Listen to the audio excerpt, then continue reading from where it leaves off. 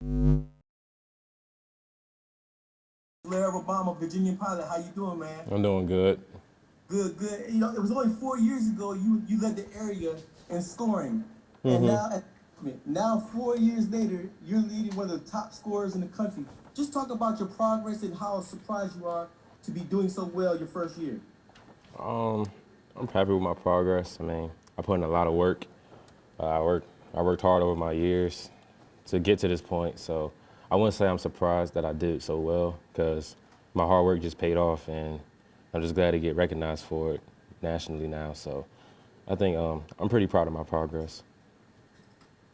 To piggyback on that, is it hard to believe that was only 4 years ago though? Yeah, like it feels like I was just in high school.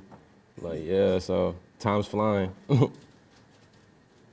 Hey, Cam, let's stick with the hometown theme, man. My name's Craig Loper. I work at Wavy 10 in Norfolk. uh Just reading up on your story recently, actually came from Baton Rouge, so I knew who you were. That was my Right. last job.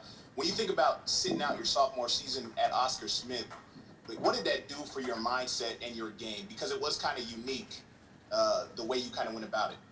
I think it helped me. It helped me look at the game from a different perspective. Made me work on my game more, work on myself as far as getting stronger, and just working on my athleticism part of the game. So I think it was just a big help for me sitting out that year, and now pretty proud that I did that because it helped me in a big way.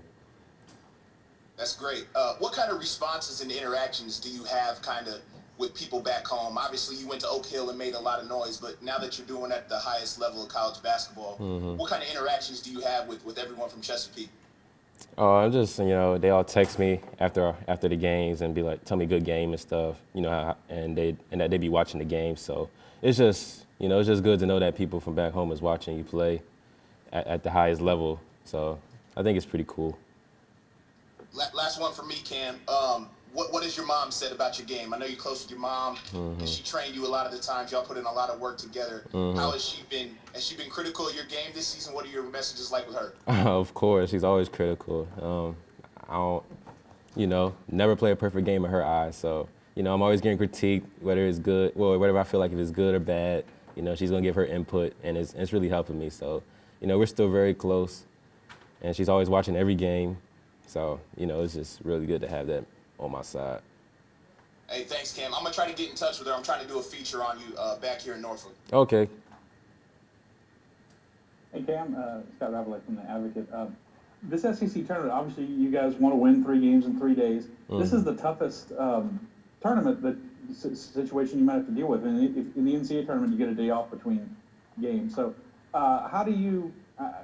What experience can you draw on from any high school tournaments or AAU tournaments and stuff like that, in terms of trying to, I don't say pace yourself, but trying to make sure you keep your legs and stuff like that, to help you with your offense. Well, well, just playing AAU really, playing AAU is a real big help. So I'm pretty used to playing these 3 games in 3 days. Because in AAU sometimes you play 2 games in one day. So I mean, it's not gonna be a big problem for me just being able to play AAU because AAU prepared me for, tournaments like this. So I feel like I'm gonna be fine, you know.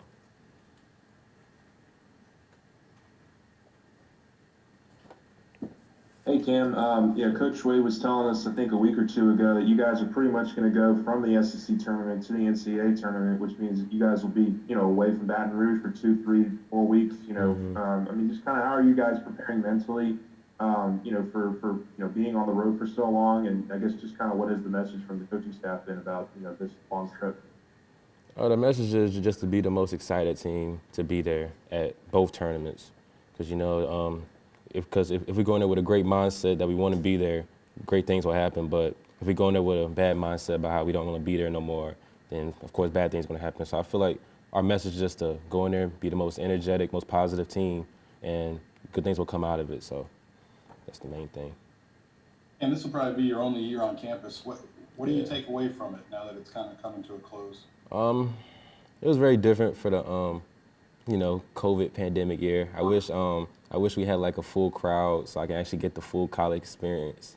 But I'm really happy with my experience here. at LSU. So I wouldn't trade it for nothing. So I'm just really happy that I got to spend my time in Baton Rouge for this year.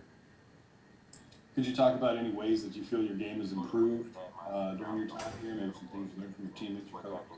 Yeah, I mean, I kind of improved on, well, not really. I mean, I feel like I improved on my rebounding. I rebounded really well towards the end of the year.